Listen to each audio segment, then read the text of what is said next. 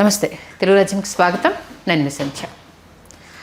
ప్రస్తుతం ఉద్యమ కిరీటం ముద్రగడ పద్మనాభం గారు పరమపదించిన విషయం తెలిసిందే. ఆయన అన్ని కార్యక్రమాలు ముగిసిన ఆయన కొన్ని వాళ్ళ కుటుంబ సభ్యులకు చెప్పడము ఏ కార్యక్రమాలు నా తరపున చేయకూడదు అనేసి ఆయనకు సంబంధించి పార్టీలు కొంత సంతాపం తెలియజేస్తున్న నేపథ్యంలో జనసేన పార్టీ నుంచి నాదెండ్ల మనోహర్ గారు చేసిన కొన్ని కామెంట్స్ ఇప్పుడు సోషల్ మీడియాలో వైరల్గా మారాయి.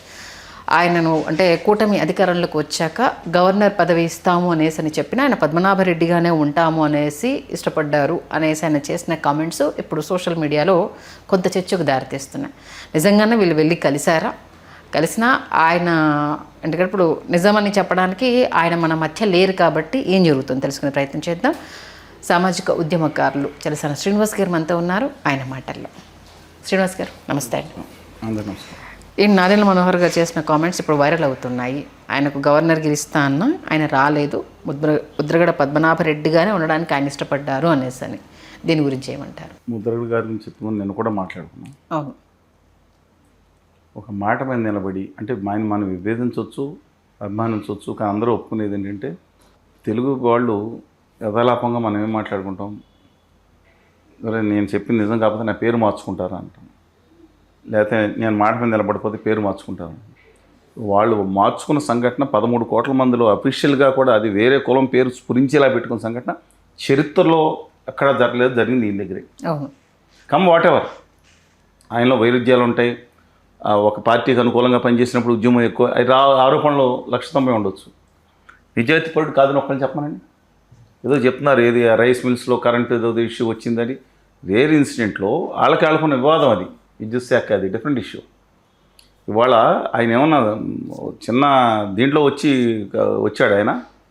వాళ్ళ నాన్నగారు 1962లో గట్టి ఉద్యమాలు, ఒక పోరాటాలు, ఇది పార్టీలు గతం ఉన్నప్పుడు ఇండిపెండెంట్గా నెగ్గిన దమ్మున్నాడు. రెండోసారి కూడా ఇండిపెండెంట్గా 2 సార్లు ఇండిపెండెంట్గా నెగ్గాడు. జనతా పార్టీలో నెగ్గాడు. వెంకయ్యనాయుడు గారు బీజేపీకి వెళ్ళిపోయారు. జయపాల్ రెడ్డి గారు అప్పుడు కూడా నెగ్గిన మనిషి. పట్టుమని మొత్తం 60 మందిలో జంపింగ్ చేయాలని లేకపోతే ఈయన జయపాల్ రెడ్డి గారు, వడ్డే స్వప్నేశ్వరరావు గారు లాంటి వాళ్ళు 4-5 మిగిలారు ఆ పార్టీలో. తెలుగుదేశం పెట్టేంతవరకు నిబద్ధతకి మనిషిగా ఉండే మనిషి. వైరుధ్యాలు దట్ డిఫరెంట్ ఇష్యూ. అందుకని ఇక ఆయన్ని యాక్చువల్గా పవన్ కళ్యాణ్ గారి పార్టీలోకి ఆయన వెళ్దామని చూసిన మాట నిజమేనని చెప్తున్నారు అందరూ. కానీ పవన్ కళ్యాణ్ గారు మాట్లాడిన తర్వాత మళ్ళీ పిలుపు రాకపోవడం వల్ల ఆగిపోయారు. అంటే ఆయనే వస్తారు అని పద్మనాభం గారు వెయిట్ చేశారు, అవునండి, అన్ని ఏర్పాట్లు చేశారు, బట్ రాలేదు, అందుకే అలకబూనారు అనేది ఆయనకి అలక మామూలే. నా చిన్నప్పుడు అంటే 1980లోనే రాజీనామా లేక గోదావరి ఎక్స్ప్రెస్, గౌతమ్ ఎక్స్ప్రెస్ జేబులో పెట్టుకుని ఎక్కేవారు. ఆయన పేరు ఇదిగో నా రాజీనామా నా జేబులో ఉందని చెప్పారు. ఎప్పుడు కూడా ఆయన రాజీనామా లేక జేబులో పెట్టిన తిరిగే మనిషి అనేది ఉంది. ఆయన పదవులు ఏముంది, ఆయన పదవులు ఏమైనా గొప్పతనం పదవులు వచ్చింది, దానికి నిబద్ధత ఉద్యమ నేపథ్యమే జనం గుర్తుంచుకున్నారు. ఎంతమంది మంత్రి పదవులు చేయలేదు. అందుకని పార్టీకి మారారు ఆయన. ఫస్ట్ వేరే ఉన్నారు, తర్వాత జనతా పార్టీకి, తర్వాత కాంగ్రెస్ పార్టీకి వెళ్ళారు, తెలుగునాడు పార్టీ పెట్టారు. కుందూరు జానారెడ్డి గారు, కేఎస్ కృష్ణమూర్తి గారు కొంతకాలం, తర్వాత బీజేపీకి వెళ్ళారు. 94 ఓడిపోయిన తర్వాత ఆర్ఎస్ఎస్లో పనిచేశారని చెప్పారు, అక్కడ వేసుకుని తర్వాత మళ్ళీ తెలుగుదేశం పార్టీలో చేరారు. ఆ నెంబర్ ఆఫ్ ఇష్యూస్ ఉంది, ఎందుకంటే ఇష్యూ అంత స్టాల్వార్ట్ లీడర్ కూడా డిపాజిట్ లేకుండా ఓడిపోయిన సందర్భాలు కూడా 2014 ఉన్నాయి. బట్ మాట మీద నిలబడటం మనిషి అది అంటే డిఫరెంట్. ఇవాళ మీరు అడిగిన ప్రశ్నకి ఏంటంటే తెలుగుదేశం కూటమి, తెలుగుదేశం పార్టీకి ఇవాళ 1982లో పెట్టారు, 83లో వచ్చింది. ఇవాళ వరకు తెలుగుదేశం పార్టీ ఎంతమందికి గవర్నర్లు ఇప్పించిందండి? చరిత్రలో 44 సంవత్సరాల చరిత్రలో ఇద్దరు వ్యక్తులు. ఈ లెక్కన మోతుపల్లి శ్రీని గారు కూడా 2 సార్లు గవర్నర్ అయి ఉండాలి. ఆయనకి అసలు అది మోక్షం అవ్వలేదు. అది కాదండి, సోదరుడు ఎవరు బి సత్యనారాయణ రెడ్డి గారికి మొట్టమొదటి గవర్నర్ ఇచ్చారు. తర్వాత ఉత్తరప్రదేశ్ కూడా ఆయన మార్చారు. ఫస్ట్ చేసిన తర్వాత రెండో గవర్నర్ పోస్ట్ వచ్చింది అశోక్ గజపతిరాజు గారికి. ఇవాళ మరి ఆయన చెప్తే నాదెండ్ల మనోహర్ గారు అనుకుని ఉండొచ్చు, మనం చెప్తే మనం నమ్మటానికి క్యాబేజీ పూలు ఇవ్వండి, ఇస్తాను 50 మందికి ఇద్దామని అనుకోండొచ్చు, అంత ఈజీగా ఇస్తారా? ఆయన ఇప్పుడు ఇచ్చేది ఎవరు ఇవ్వాలి? బీజేపీ ప్రభుత్వం ఇవ్వాలి. ఆయనలో స్థిరత్వం లేకపోయి ఉండొచ్చు, వీళ్ళు చెప్తే ఇస్తారండి. చనిపోయిన తర్వాత అవతరాన్ని మాట్లాడతాను లేదు కాబట్టి మనం ఎలా మాట్లాడవచ్చు. నేను తప్పట్ల అభిప్రాయం అయితే ఉండొచ్చు. ఎందుకంటే కళ్యాణ్ గారు సరే ఒక అభ్యుదయవాదిగా ఉండాలని కోరుకున్నాం, ఉత్తరాది సనాతన మనువాదిగా మారిపోయారు అనేది ఒక ఆరోపణ. అవును. కానీ ఆయన కుమార్తె గారిని పిలిచి సభలో పిలిచినప్పుడు ఇప్పుడు రాజకీయాలు చేయొచ్చని ఆయన మనస్తాపం చెంది ఉండొచ్చు, రాజకీయాలుగా చూడాలి. అవును. వాళ్ళ కుమార్తె గారిని తీసుకొచ్చినప్పుడు మీ నాన్నగారి నుంచి వేరు చేయడానికి కాదని ఒక గొప్ప మాట మాట్లాడారు కళ్యాణ్ గారు స్టేజ్ పైన. వాస్తవం. మనం విధానాలను విమర్శిద్దాం. కాడిపడేశారు, హోదా విభజన హామీలో ఢిల్లీ దగ్గర మారిపోయారు, జీ హుకుం అనేది డిఫరెంట్ ఇష్యూ. కొన్నిట్లో మాత్రం నేను స్పష్టంగానే చెప్పారు, you should appreciate that word అండి. సరే, రెండోది ఏంటంటే వారిని అలౌ చేయకపోవడం కూడా తప్పు. అంటే వాళ్ళ జనసేన పార్టీ ముద్రగడ గారు వల్ల తన వర్గం ఈ పార్టీ నుంచి దూరం అవుతుందనే భావంతో మాట్లాడి ఉంటారనిపించింది. ముందలే మాట్లాడవచ్చు కదా, అది ఆయన ఉండగానే మాట్లాడవచ్చు కదా. చనిపోయిన తర్వాత పరంపతి మార్చుంటే రాజకీయం కోసం.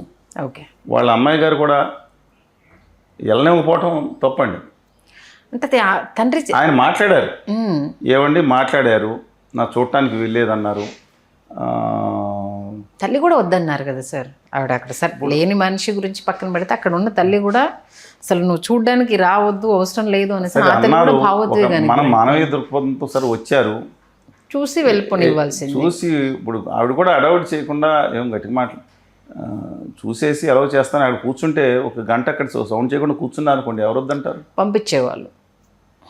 అంతవరకు రాజకీయం, మిగతా నాయకులు రావటం, పార్టీలు రావటం మెయిన్, ఇది ఒకటి. రెండోది ఇప్పుడు ఆయనకు ఒకటి, సరే ఆయన లాంఛనాలు వద్దన్నారా? వాళ్ళ అబ్బాయి లేఖ రిలీజ్ చేశారుగా, అంటే వేరే చోట్ల వద్దు, ఇంటి ప్రెమిసెస్లోనే నా సమాధి చేయండి. అవునండి, దీనికి నేను అందే అధికారిక లాంఛనాలు, జాతి పతాకం లేదంటే గన్ను శాల్యూట్ చేస్తారు కదా, దాన్ని పంపించేశారు రాంబాబు గారు చేసి. అనేది ఆయన వద్దనలేదు కదా, ఆయన మళ్ళీ ఒక గౌరవ వందనం అనేది ఒక మంత్రిగా చేశారు, ఒక రాష్ట్ర శాసనసభలో 4 సార్లు ఎమ్మెల్యేగా చేశారు, భారత పార్లమెంట్లో లోక్సభ సభ్యుడిగా చేశారు, నిజాయితీ నిబద్ధతున్న వ్యక్తి. అందువల్ల అది సరికాదేమో నా అభిప్రాయం. నిజంగా ఆయనకుంటే ప్రభుత్వం మీద కోపం తీర్చుకోవడానికి ఇది చేయకూడదు. సరే, వాళ్ళ అమ్మాయి గారి విషయం వాళ్ళ కుటుంబ విషయం, గిరిజ. ఈయన తన పెద్ద కుమారుడి వివాహం అయినప్పుడు కూడా అతను ఆసక్తులని తెలిసిన తర్వాత తనే పిలిచి ఆ అమ్మాయికి ఏదో తర్వాత సినిమాలు వచ్చినాయి, వేరే వివాహం చేసుకోమని చెప్పి దగ్గరుండి వివాహం చేయించిన ఒక గొప్ప మనసు ముద్రగడ గారిది. వాళ్ళు చాలామంది చాలా విధంగా మాట్లాడవచ్చు, బట్ ఇది రాజకీయం అనుకుంటున్నాను నా అభిప్రాయం.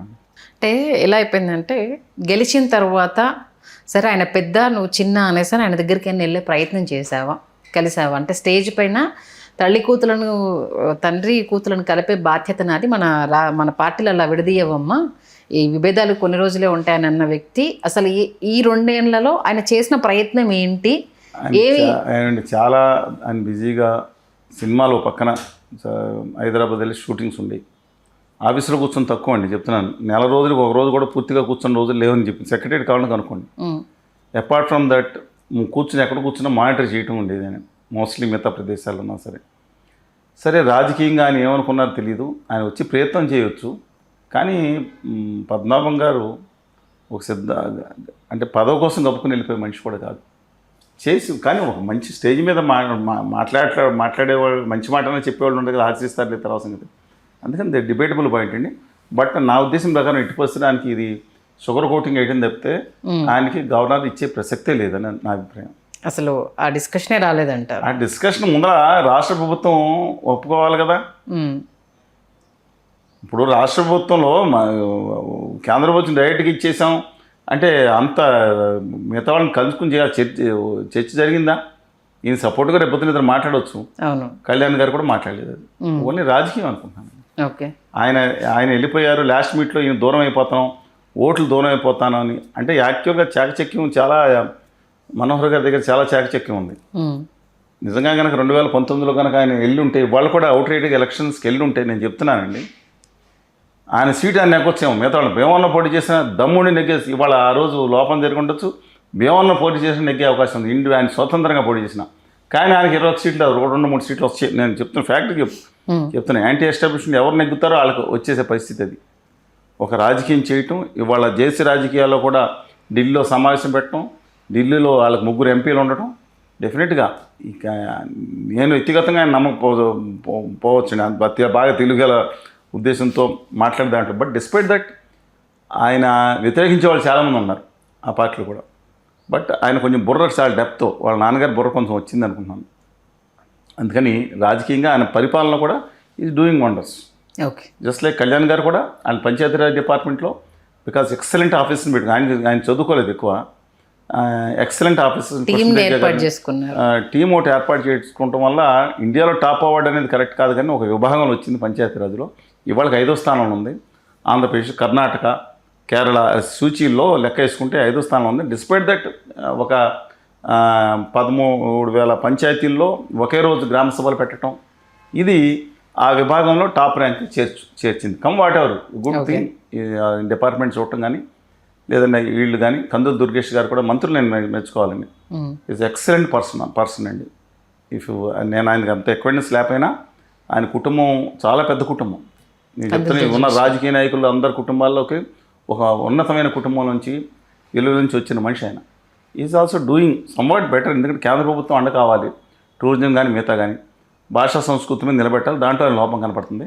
బట్ వాళ్ళు 3 కూడా పార్టీగా చేస్తున్నారు. బట్ వాళ్ళు ఇది రాజకీయం కోసం మాట్లాడుంటారని నా అభిప్రాయం. చనిపోయిన తర్వాత ఎన్ని మాటలన్నా ఉపయోగం ఉంటుందిలేండి సార్. మంచి విశ్లేషణ ఇచ్చారు. Thank you sir. నమస్కారం. హలో, తెలుగు రాజ్యం ఛానల్ చూస్తున్నారా? సామాజిక, రాజకీయ, జీవన చిత్రణే తెలుగు రాజ్యం. అతిశయోక్తులు, అసత్యాలు ఉండవు. రాజకీయ కోణం కాదు, ప్రజా కోణమే కొలబద్ద. తెలుగు రాజ్యం వీక్షణ మీ ఉత్తమ అభిరుచికి నిదర్శనం.